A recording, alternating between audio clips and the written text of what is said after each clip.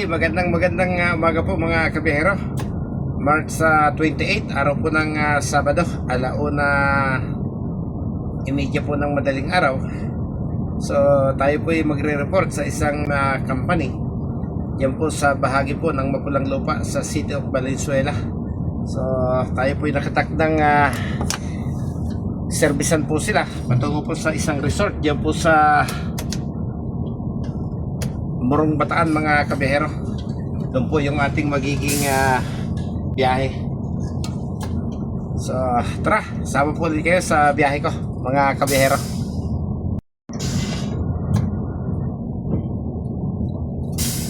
Ayan. So gising na ang mga chopper. Kailangan na po nating bumiyahe.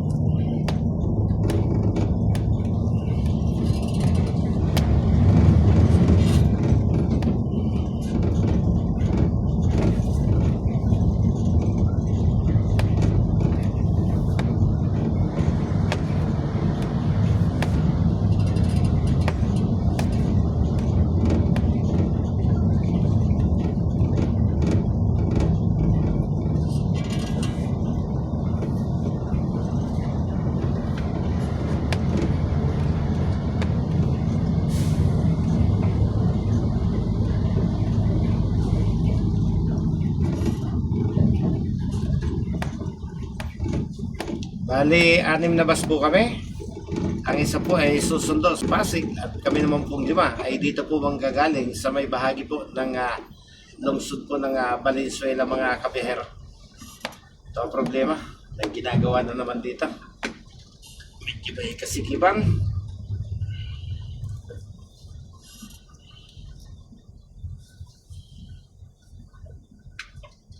Ayan. Kino-construct yung kanal.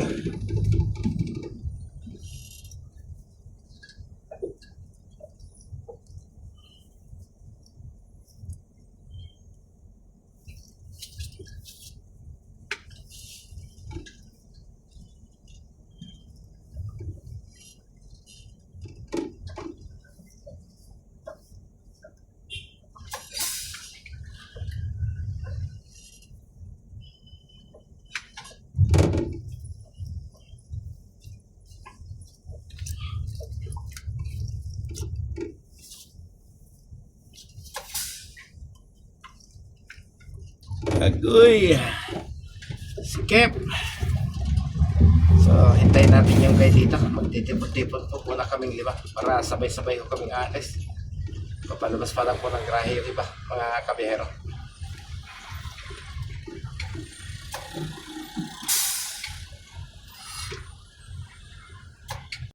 Okay mga kabihero, alas 2 po ng madaling araw ay narating na po natin yung kumpanya po na pagkukunan namin ng mga pasahero. So atras pong papasok dahil medyo may kasikipan po yung loob po ng kanilang pick up area mga kabihero.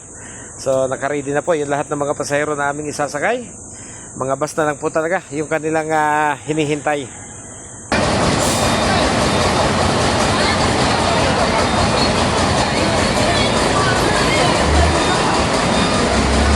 Uy, kamukha ni Alex Ayala mga kabiyahero.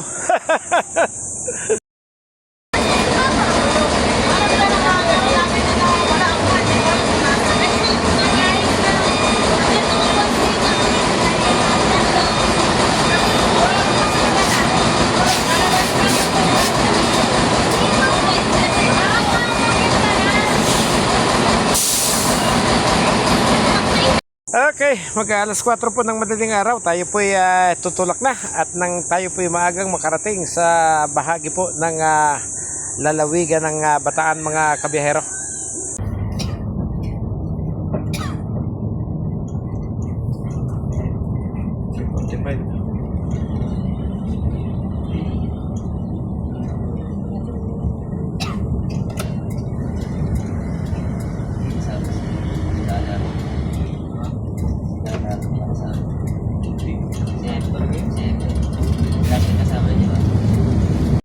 Okay, kung mapapansin po ninyo mga kabihero, ito po ay parang isang industrial area dito po sa lungsod ng Valenzuela.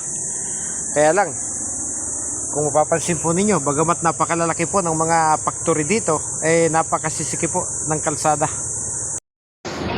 Kagaganda ng usapan. Uy, Jollibee muna tayo.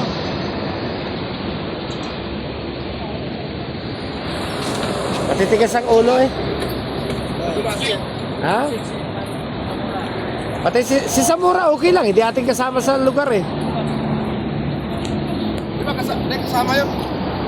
Oo, pero ibig sabihin, ibang grupo naman yun sa kanya. Hindi siya na-inform.